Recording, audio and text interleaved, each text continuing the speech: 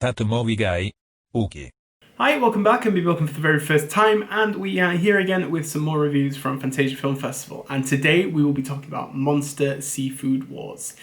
Kaiju films have been a staple of my cinema-going life for, well, a very long time. I generally just enjoy just being submerged into, well, obscureness and silliness at the same time, but it's just a core essence of Japanese cinema that I truly do love. So Monster Seafood Wars really was a great blend for me, and that's why I picked to review it this time around. So let's get talking. Our movie follows Yuta, a young master at the Tsukiji fish market, as he accidentally drops his meal of mixed seafood into the Sumida River. Sometime afterwards, a gigantic mutated squid monster arises from the depths and begins to wreak havoc upon the awe-stricken Tokyo. Attempts by the Japan Self-Defense Forces to stop the creature prove futile. As it seems, things couldn't get any worse. An enormous mutant octopus monster emerges from the deep and heads into a clash of the titans with the gargantuan squid.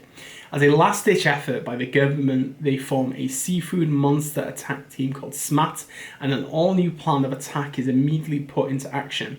But just as the tide appears to be turning into humanity's favour, a colossal crab monster appears, joining in the monster seafood wars and plunging the world into culinary chaos. Minoru Kawasaki's film is honestly a beautiful homage to kaiju films.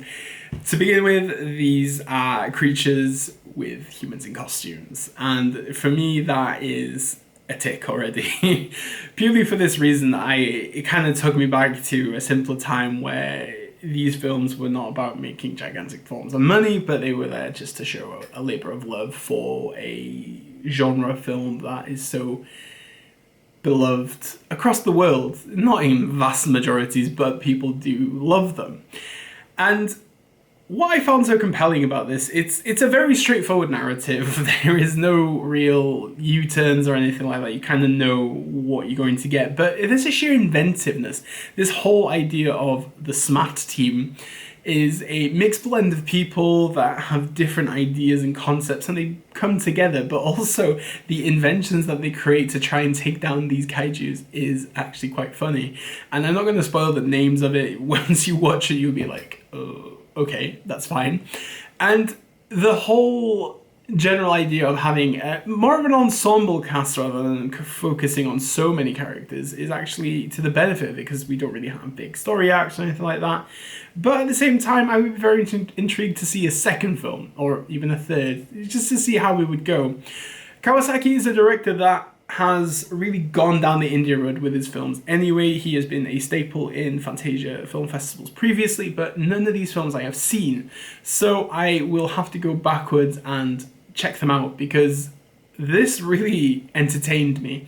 And for a channel that focuses on dramas and a bit more serious films, I guess, it was a nice change for me to watch something like this. What baffled me even more was that Eiji Tsuburaya, who was the original VFX special designer for the OG Godzilla film, apparently this was his idea or concept years ago, and then Kawasaki's worked off it to create his own interpretation of what he made. So it's kind of interesting to think that the man that kind of brought Godzilla to life had an idea for a giant seafood monster film, which kind of makes sense when you think about it. But also, this is a wonderful concept of Japan and its food. Japanese food is delicious. I've tried it in many variations, and it kind of takes you to like that Tampopo level, where like Tampopo is kind of like the Western spaghetti Western film of the culinary world of Japan. Well, Monster Seafood Wars is the kaiju version of Tampopo, basically. That's what I'm trying to get with you. If you're going to be watching any of the Fantasia Film Festival films, Monster Seafood Wars is a no-brainer. It's not very long. It is totally fun and a different change of pace. I'll leave a link in the description to take you to the site so you can get your booking for it. That's obviously if you can. If you are going to be watching Monster Seafood Wars any other time when it gets a wider release in the world, I know it's been out in Japan, but I don't think it's been out in any other territory. Come back, let me know what you think, or if you're even excited about it, or if you have any other random Kawasaki films I should watch, Let me know. Always intrigued. Like, share, subscribe, do as you please. And as we normally say on this channel, Diolch, danke, obrigado, merci beaucoup, arigato, danke schön, bitte schön, all the shins. And obviously, never change.